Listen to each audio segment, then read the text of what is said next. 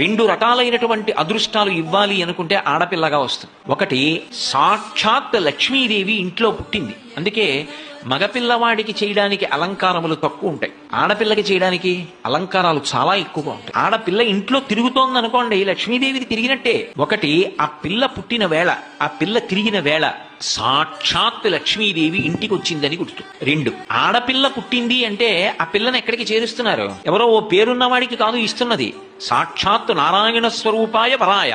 ఆ వరుడు నారాయణ స్వరూపుడు. ఇప్పుడు లక్ష్మిని నారాయణుడి పక్కకి చేర్చారు.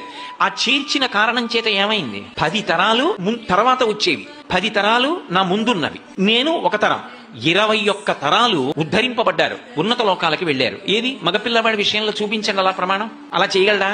సాధ్యం కాదు. అమ్మవారు అనుగ్రహిస్తే ఆ తల్లి వీళ్ళని నేను విశేషమైనటువంటి ఫలితము చేత సత్కరించాలనుకుంటున్నాను అనుకుంటే ఆడపిల్లగా వస్తుంది.